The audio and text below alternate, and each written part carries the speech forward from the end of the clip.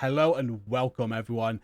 We are going to talk about next season's journey mission today and go through all the journey mission objectives and see what we think of them. Now, I have scanned through them and they look like they're a little bit grindier than they were this season. That's live now. This season you practically didn't need to look at the journey. Things got done. The first two seasons of Journey were very grindy. I don't think it's as bad as that scanning through, but I don't know. We're gonna have a look at them now. We're gonna go through together. So this is my first time looking at every single journey objective. This is currently live on the PTS and the Division 2. We've got access to this right now, but this will be the journey for next season, and you'll be very happy to know there's 8 missions this time rather than 7, but there's a mask again. One of the biggest complaints about the journey this season was there was no mask reward at the end. We do have a mask reward, so happy days with that. So let's go from the top. Let's go down 8 journey missions. I believe it's going to work exactly the same as it did this season, but 3 isn't unlocked. So I don't know. This is just the PTS though, but the first 2 missions for the last season we haven't had to do. We could start straight from 3 and then more unlocked together. I'm sure they're going to stick with that. But yeah, starting at mission 1, eliminate hostiles with headshots. Nice and easy. We got complete activities, take over a control point, complete Grand Washington Hotel main mission, loot items, deconstruct items, optimize an item, and complete the Capitol building stronghold. Very easy. 2 is going to give you all of your active modifiers by the look of it. I'm going to be covering modifiers in a separate video if you want to know my thoughts on that. Do check out the channel. But yeah, let's go through this. So kill 2 assault hostiles with headshots by using only 1 magazine. Kill enemies with grenades. Kill snipers with headshots. Break all armor pieces on a tank before eliminating them. That's actually going to be very easy with one of the mods that you have. Kill rushers from less than 10 meters away. Capture all control points in a named zone. Kill enemies while your global modifiers boost is at least half. Kill enemies while your global modifiers boost is at maximum. Now, some of this without looking at the modifiers isn't going to make sense. But I have had a look at the modifiers myself, and these aren't going to be too hard. But they're definitely grindier than last season, that's for sure. And we're only on mission 2 right now. So, yeah, I killed 2 assault hostiles. I think like assault hostiles are just like low-ranked enemies, so it shouldn't be too hard to do. Just know that when the season comes out, we are going to be covering a guide for this whole journey with tips on how to get all of these done, like I always do. So don't worry about that. If any of these look grindy, we're going to find a way to make them very, very easy. But straight away, I'm seeing this is grindier than last season for sure. Moving on to mission 3. We're going to be getting passive modifiers for this. Do we get any? Yeah, we got some passive modifiers on the last one as well. Quite a few. They're giving you them early if they're going to do it like this. Mission 3, we're just going to be getting the 1 passive modifier. So break the shields of hyena shields before killing them. Kill an enemy by deflecting damage while using unfriendly fire. That's just a mod. That's going to be quite easy. Activate spiced up while under 20% armor. Okay. That again, just a mod. Gain 50 stacks of spiced up. Kill 5 hostiles during 1 use of spiced up. Kill enemies while using spiced up. Level up spiced up. Level up spiced up. So 1 to 3, 1 to 5 there. Now, with the new modifiers, you'll see in my modifier video that I do. You can now level up your modifiers. Your active and your passive. The more you use them, the more you can get out of them. There's like 5 levels to them, and each level is going to improve them. That's a new thing for this season. Some people are a little bit and ahhing about that in stream the other day when they mentioned that they didn't want to have to grind and level modifiers up. I actually quite like it. I think it's good. It's going to make you use them for sure. And yeah, I personally like it. I like that there's some progression to the modifiers. Whether they stick, they'll trial it for this season. Whether they stick with it, I don't know. I don't know why they've gone so grindy again with these. These do sound much more grindier than last season. I did say this season I said it was too easy. It shouldn't be too easy, and I stand by that. Although I did really enjoy how easy the journey was at the same time. Looking at this, I don't think it's as bad as the first 2 journeys, but you are going to need to focus, that's for sure. Journey mission 4. Break the weak points of an immobilizer before killing them. Like, I'm not saying how many times, but it's on the right hand side here how many times you need to do it. Again, the quicksand modifier for that. So again, just one modifier for Journey mission 4. You got to apply foam to an enemy with quicksand. Eliminate hostiles with a signature weapon while using advanced material. Kill hostiles with skills while using advanced material. Eliminate named enemies with signature weapons. Use specialization skills while using advanced material. Level up the advanced material active modifier. And level up the advanced material to 5. So same again at the end there. Again, most of these aren't really going to make much sense until you see the mods and all of that, because a lot of them are based around the mods you're going to be unlocked and using them. Journey mission 5. Just another passive modifier we're unlocking on this one. Break an outcast Scorcher's gas canister. Kill an enemy with Scorched Earth. Keep Zilla alive for 35 seconds. Damage 5 enemies with the final explosion from Zilla. Resist 1 million damage in one use of Zilla. Repair 250k armor with, I'm saying this wrong, sorry, Zilla explosions.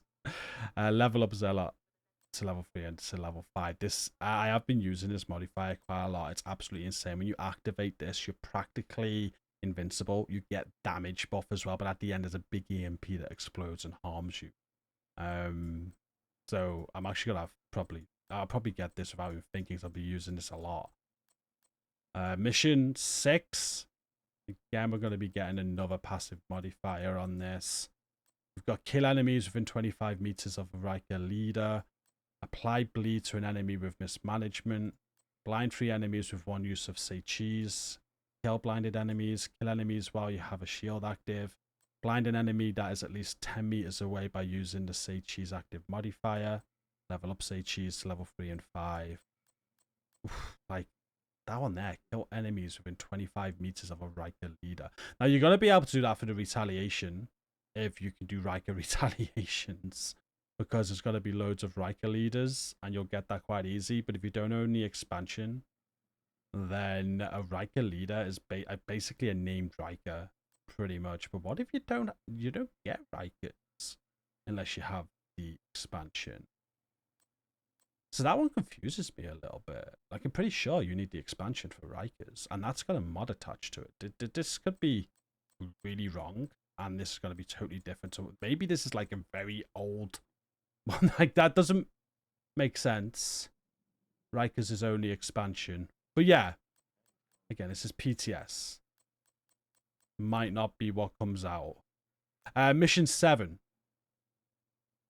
Another passive modifier, just the one there. Eliminate cleaner controller drones. Shock an enemy with bad reception. Apply burn to at least 2 enemies with the initial explosion from sanitation.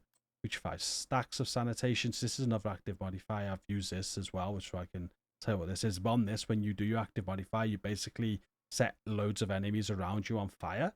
And if you've got 5 around and you do that, you'll reach 5 stacks of sanitation. So the more enemies you set on fire when you use it, the more stacks that you get, and the more buffs that it kind of gives you.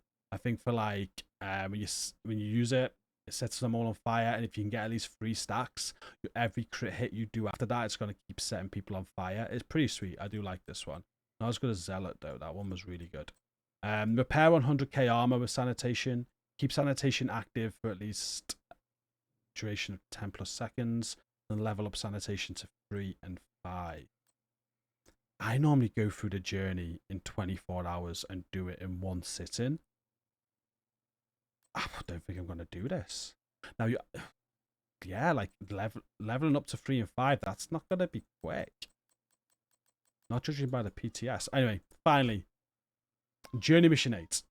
It's just, so Journey Mission 8, although there is a Journey Mission 8, it's not really a Journey Mission. It's just a collection. Complete Journey Mission 2, Complete Journey Mission 3, 4, 5, 6, 7. And that is how you're going to be unlocking your blueprints for the new stuff and the new gear set. Okay. Well, my initial reaction to the Journey Mission is a lot more grindier than it was this season. A ton more grindier this season. I don't think it's gonna be as bad as the first 2 seasons. They were very grindy but boring. Like, they were terribly boring. I remember on the second season of the Journey mission, we spent a lot of time at Razorback just doing all the stuff because it was just so annoying, and I can't see us doing that this time. But there's some stuff in here that's gonna need a lot of focus on, especially if we're gonna be wanting to level up all of the modifiers. Because like, let me just show you an example. I'm doing modifiers in a different video because I just don't want these videos to turn too long. But if we go into my modifiers, I have been using Zealot quite a lot, and I am only level 2, about to go to level 3. And I have been using that quite a lot on the PC. Like, to get all of these leveled up to level 5 could take some time. It tells you how to level up as well. To level up this modifier, you got to eliminate hostiles while this modifier is equipped or complete retaliations against the outcast. So I guess you could really focus it, just keep on doing retaliations against outcasts or whatever. It'd be interesting. Again, this is just a PTS. There'll be a lot of feedback and stuff. But something else I've been using quite a lot is batter up. Okay, these ones don't level up. So it's just the active ones that level up, not the passive ones. Okay, so that's not too bad then. It's just these 5 that we're going to want to level up. Okay, that makes me feel a little bit better. Now, one thing to notice as well when you level these up, by the way, is once you've leveled up to a certain level, you get an extra perk, an extra effect with them. Shows you everything you get now as well, current level, next level. But this is all for a different video. We